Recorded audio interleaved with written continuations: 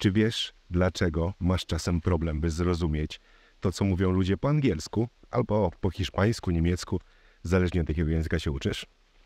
Dziś opowiem Ci właśnie, jaki jest największy powód i oczywiście jakiemu zaradzić. Nazywam się Konrad Jerzak-Weldobosz i witam Cię na kolejnym językowym spacerze.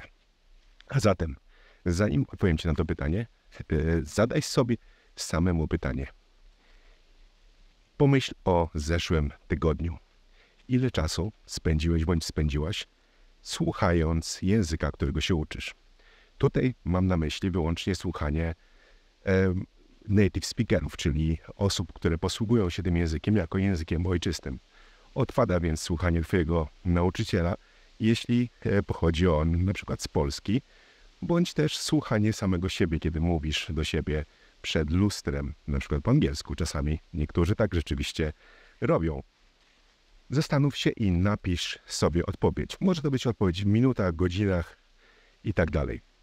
Myślę, że większość z nas niestety po zsumowaniu wszystkich tych minut spędzonych na słuchaniu będzie musiało wpisać 0.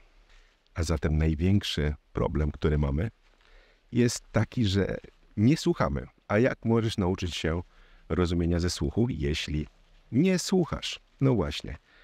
Część z nas mogło wpisać 5 minut, 10 minut, 30 minut. Czasem ktoś spędził na słuchaniu może godzinę, 2. Ale pamiętaj, chodzi tutaj o aktywne słuchanie. Jeśli oglądasz na przykład film po angielsku z polskimi napisami, już nie mówię o lektorze czy dubbingu. Jeśli oglądasz film z polskimi napisami, to nie skupiasz się na języku angielskim. Słyszysz go w tle, ale twój umysł skupia się na tym, co jest napisane, więc nie pomaga to w rozwijaniu rozumienia ze słuchu.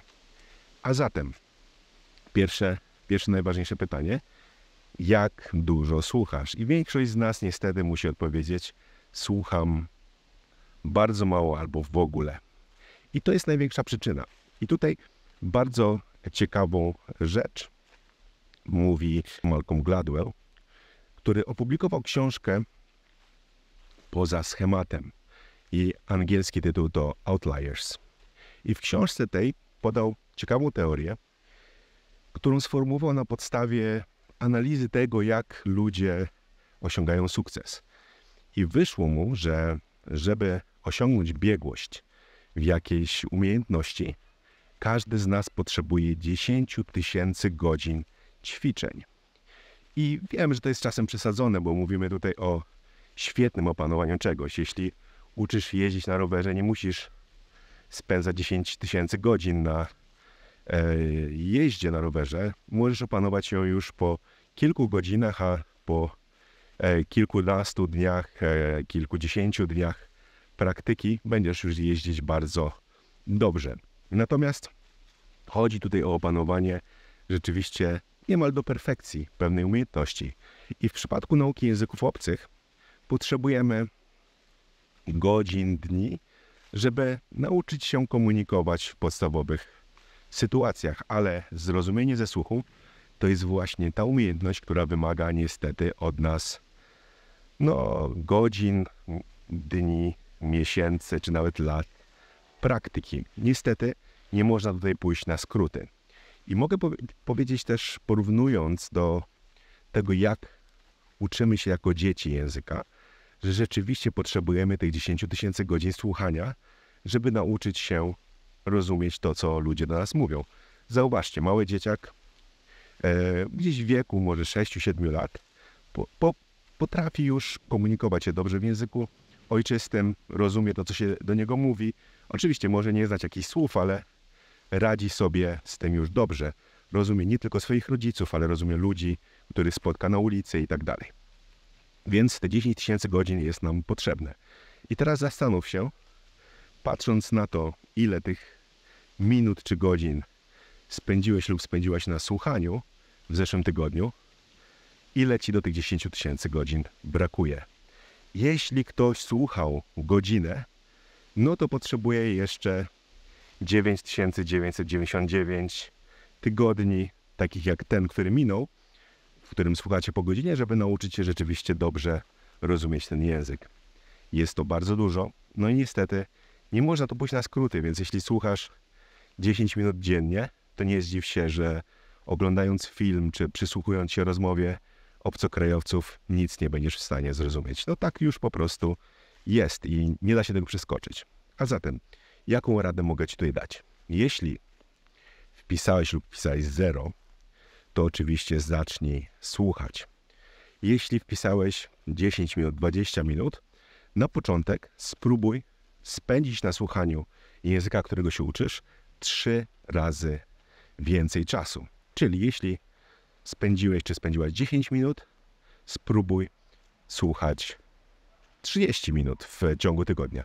Oczywiście do tych 10 000 będzie Ci jeszcze daleko, ale nie martw się, bo tutaj spokojnie możesz robić małe postępy, małe kroczki i najważniejsze jest to, żeby coś robić, żeby nie stać w miejscu i czekać na cud.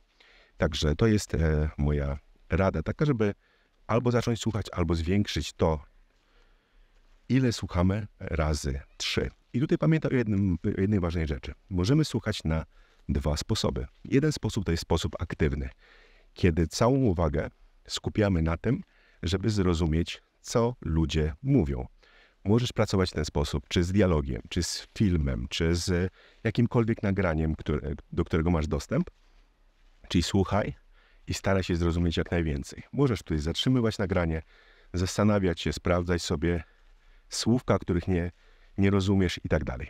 Czyli jest to bardzo, bardzo przydatna umiejętność i to ćwiczenie niestety ono wymaga trochę wysiłku umysłowego, ale przyniesie Ci na dłuższą metę sporo pozytywnych efektów. No i jest jeszcze drugi sposób słuchania, to jest słuchanie bierne. Tutaj to nagranie w języku, którego się uczysz, ono jest gdzieś w tle.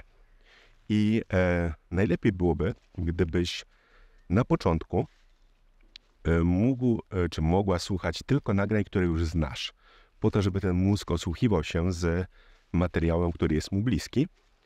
I możesz w tym czasie robić coś zupełnie innego, czyli możesz sobie, nie wiem, zmywać naczynia, sprzątać pokój, nie wiem, biegać i tak dalej i słuchać w tle nagrania w języku obcym.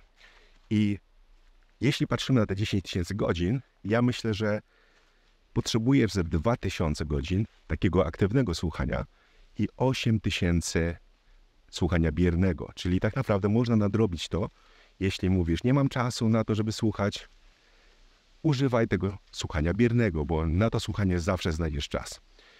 Także jest to bardzo, bardzo przydatna rada, która bardzo mi też pomaga, bo wiadomo, że ciężko jest gdzieś znaleźć czas na słuchanie, na przykład jeśli uczysz się 2-3 języków, no to znalezienie po godzinę dziennie na każdy, to jest już duży wysiłek, ale tym słuchaniem biernym możesz dużo nadrobić. I na początku nauki słuchaj biernie tych nagrań, które już znasz, które przerobiłeś czy przerobiłaś, słuchając ich aktywnie. Czy każde zdanie jest Ci bliskie, wiesz, co znaczą słowa, wiesz, co znaczą konstrukcje i wtedy możesz przejść na dalszym etapie do słuchania biernego rzeczy zupełnie nowych. Czyli kiedy Twój język już jest na takim poziomie, że potrafisz w nim coś powiedzieć, potrafisz się komunikować, znasz już dużo słów, znasz podstawowe konstrukcje, czasy i tak dalej, możesz przejść do słuchania w tle nagrań, których nie znasz.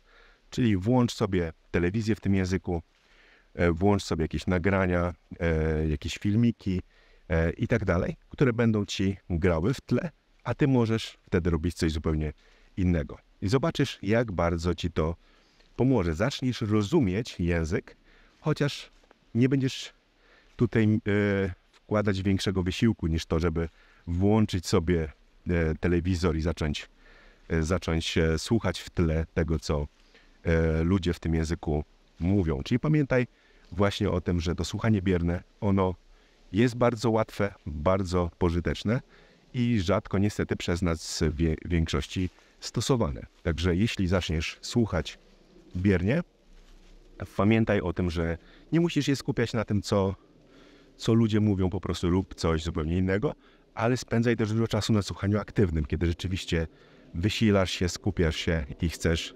zrozumieć jak najwięcej, bo przyniesie ci to też olbrzymie efekty. Pamiętaj, że te 2000 godzin musisz wysłuchać aktywnie. I zauważ ciekawą rzecz, że bardzo często ludzie, którzy wyjeżdżają do jakiegoś kraju, w którym mówi się w tym języku, znacznie polepszają swoją umiejętność rozumienia ze słuchu.